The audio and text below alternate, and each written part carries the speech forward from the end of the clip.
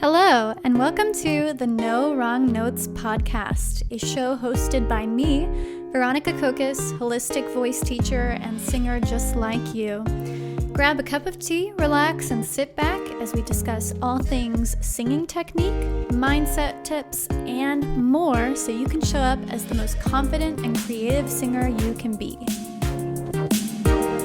Welcome to another episode of the No Wrong Notes podcast.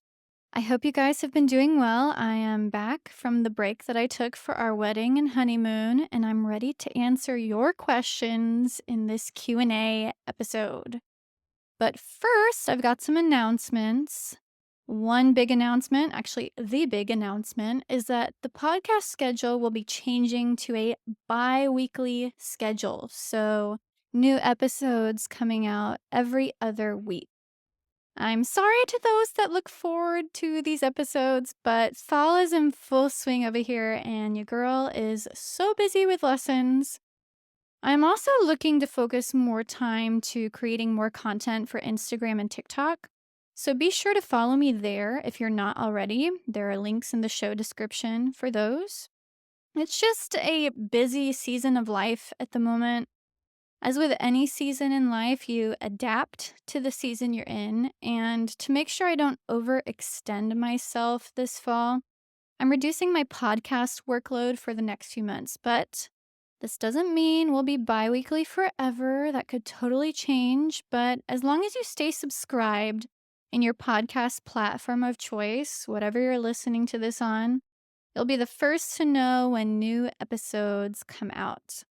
My goal with this bi-weekly schedule is to have one episode each month that is either a meditation or an episode on a singing topic, and a second episode devoted to a guest interview. Y'all seem to really enjoy the guest episodes, so we'll definitely be having more of those episodes in the future.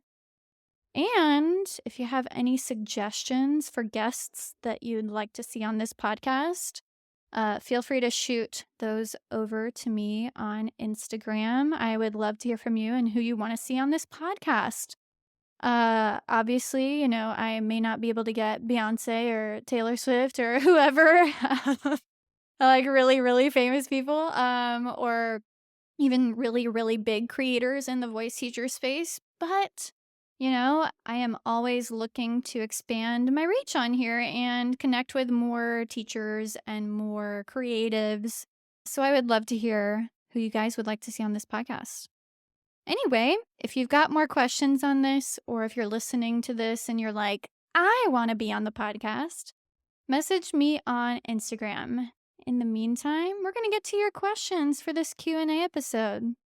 Now, today's first question is, what do voice teachers mean when they post about vocal fold resistance on social media? I've seen this topic a few times online and I'm still not sure what it means. So this is a great question because I think this really hits at a topic that I've also been seeing a lot on social media.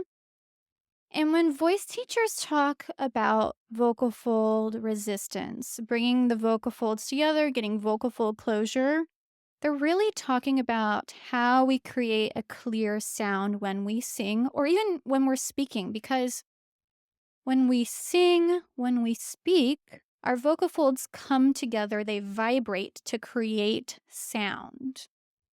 And in order to produce sound at the vocal fold level within the larynx, we need two things. We need vocal fold closure, so we need a rate of closure, basically how much they're coming together, how much the vocal folds are touching, and how they're vibrating when we sing or speak.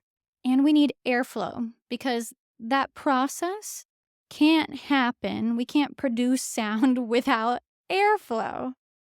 So just to simplify a bit, when voice teachers talk about vocal fold resistance, they're talking about how our vocal folds come together to vibrate and create a clear sound. Now, to understand what types of sounds we can create, just to give you the spectrum of this, because I think that when these voice teachers are talking about resistance, they're talking about producing this clear balanced sound, so getting a good balance between how much your vocal folds are coming together, how much they're touching, and how much air we're sending through the vocal folds. To understand this process, and when I'm working with students, I like to give students a few examples of what this process looks and sounds like. So when we're singing, there are a few sounds that we can produce. So one common sound that you hear is the breathy sound. So if you make a sound like this, where you're kind of just sighing, with that kind of sound, and you hear that sometimes when singers are singing, or if people are speaking and they're speaking with that kind of breathy sound, when that kind of sound happens, it's because there's too much airflow and not enough vocal fold closure. And so we get that breathy sound. On the other end of the spectrum, we can get a more pressed sound, or a more, sometimes I'll call it a pushed sound, where we get a lot of vocal fold closure, but not a lot of airflow. To experience this for yourself, you can make this sound, uh-oh, uh-oh. Or sometimes I'll have students use other glottals, that's what we call that, e, with this kind of pushed e, or uh-oh. That kind of sound, like I said, has a lot of vocal fold closure, not a lot of airflow. And that sound is not super sustainable, just because if you're using that kind of sound for an entire song, or for, if you've got an hour-long set that you're singing, or if you're in a show and using that kind of sound the whole time, it gets exhausting. It gets very tiring. And really, whenever I'm teaching, I like to have students aim for a more balanced sound, where we're getting a good amount of vocal fold closure so we get a clear tone, but we're also getting a nice release of airflow. And when I'm talking with students about this topic and I'm having them experience these different sounds, the balanced sound, where we're getting a good amount of vocal fold closure, they're touching, they're vibrating, coming together, and we're getting that airflow, that sound feels very similar to speech. So if I'm saying E, ah, that's a clear tone. I'm getting a good amount of vocal fold closure, and I'm getting a release of airflow through that sound, so it doesn't feel pushed or pressed. Again, these are just some examples, somewhat on the spectrum between this breathy tone, the pressed tone, e, uh-oh, and the balanced sound, e, ah. And all we're really talking about here, when you see this topic online, we're just talking about that vocal fold closure, getting the vocal folds to come together, to vibrate, to create that clear sound in the easiest, most sustainable way possible, with that coordinated airflow as well. We're coordinating that vocal fold closure and airflow. And if that sounds too scientific, because I know I get a little in the weeds with this science stuff sometimes, you can always ask me questions on Instagram about this if you've got more questions about this. But if you're trying to, again, experience some of this for yourself, go back to those examples I gave with the breathy sound, feeling all of that airflow, and the pressed sound, uh-oh, to experience, okay, this is what a pushed sound feels like. And then aiming for the middle with that balanced sound, e, ah, that feels very similar to speech. All right, so I hope this helps. Let's go on to our second question. The second question asks, what do you do when perfection is holding you back from writing songs or singing? So this is a tough question, since perfection is something I'm actively working through. I feel like the work of working through that has been peeling the layers of an onion. It feels like I will work through one level or one layer of it, and I'm like, all right, letting that go, just working through it. And then a couple weeks later or a couple months later, it'll rear its ugly head again. And, every time this issue comes up for me, it feels less and less aggravating, I guess is the word. It doesn't feel so heavy to me anymore, because I feel like perfection used to be really overwhelming to me. Or not overwhelming, maybe it used to rear its head, every couple days or so, and now it only rears its head every couple months or so, So I'm no expert on this topic. And I'll be honest and say that this is something I've been struggling with in my singing lately. Stress has been affecting my voice, and I've been overthinking basic technical things. It's been really frustrating because I know the kinds of sounds that I'm capable of and the kind of sustainable singing that I'm capable of, and it can be really frustrating when things aren't working the way that they normally do. So like I said, this is an issue that I'm actively working through. I'm peeling away those layers of the onion. I'm shedding those layers of the onion. However, when it comes to singing, the one thing that's helped me has been to get out of my mind and into my body. So when perfection comes up, that is my goal. If my thoughts are really overwhelming, I acknowledge how I'm feeling, saying to those thoughts, okay, I hear you, but you can't be in the driver's seat of my life right now. I let those thoughts come along for the ride because pushing those thoughts away only makes them stronger.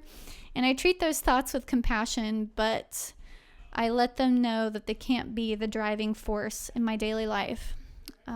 And once I've done that more mental work, I then work to root and ground myself in the physical. So getting out of my mind and into the body, noticing what I see, smell, hear, and what I'm touching. And I've used this example before. You know, you can look around you and say, okay, I see the tree outside of my window. The leaves are green. The branches are brown. This is really, really basic stuff, but it is so grounding because it really gets you out of your head and into the body. And doing this really helps me let go of that mental spiral that can come up.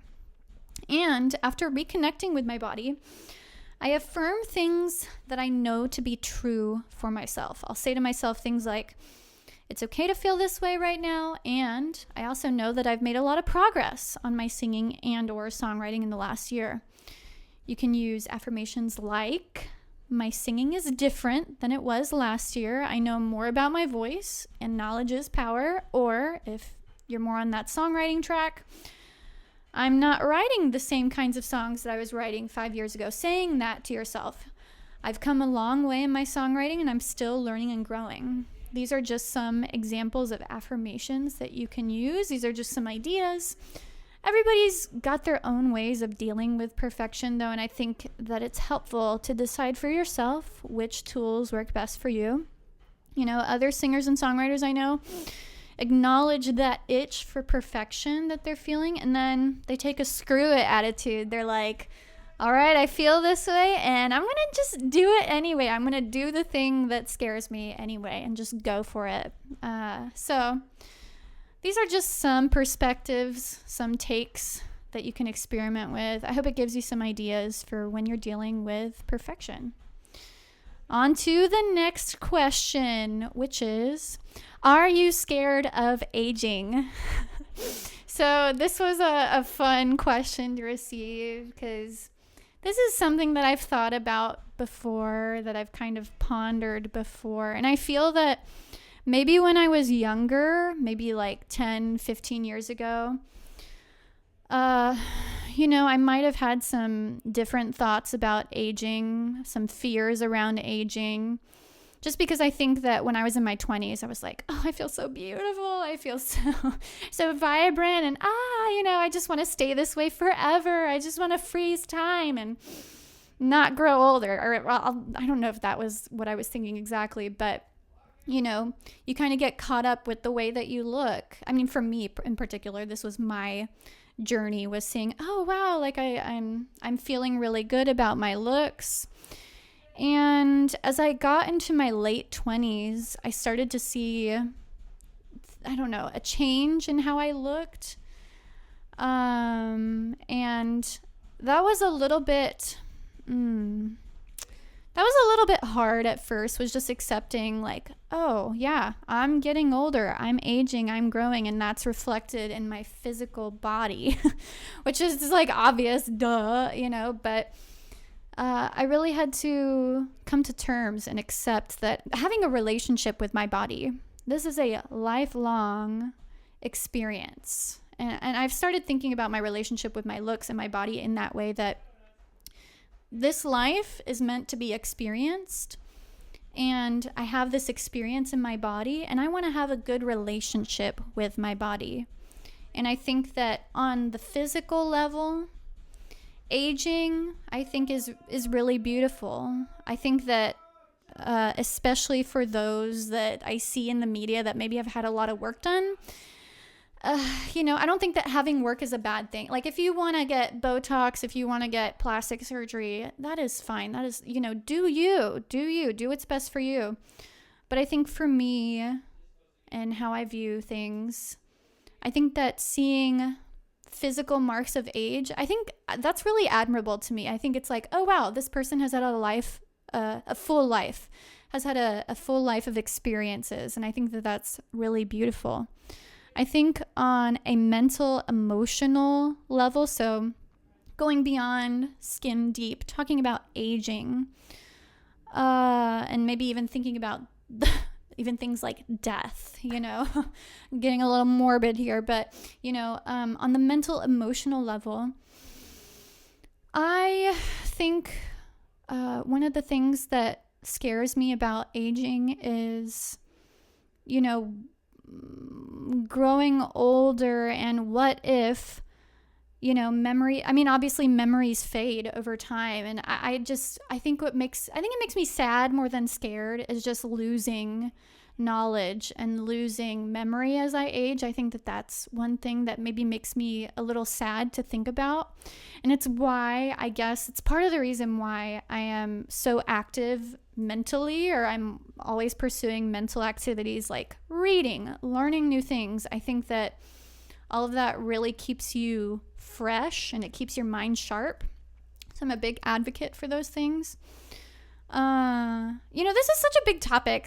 Like, as I'm talking about this, I'm talking about the physical, the mental. There's so many layers to aging. It's like, when we talk about aging, what is it that we're talking about here? Are we talking about the mental, the physical? Are we talking about all of it? So this is a really big, and it can be a heavy topic. And I think that's something that has been a source of comfort for me as I age. Because even as I talk about these things that I'm maybe worried about that make me sad, something that has been a great source of comfort has been my spirituality. So my spiritual beliefs, I wouldn't consider myself a religious person necessarily, but I am spiritual. I do believe in a higher power. And look, everybody's got their own beliefs, just take what I'm saying with a grain of salt. Don't come for me. But I think that I really have this firm belief that life is meant to be an experience.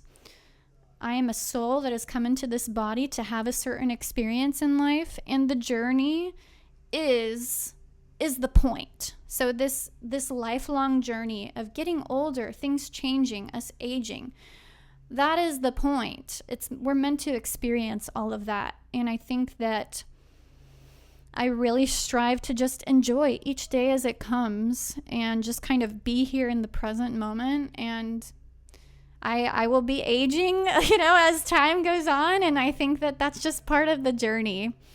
And so that spiritual idea, that spiritual belief has really given me comfort. So I'm maybe not necessarily so scared of aging. Like, there are things that make me sad, that make me wistful, but not necessarily scared. Like, I don't know that you'll see me getting any plastic surgery anytime soon.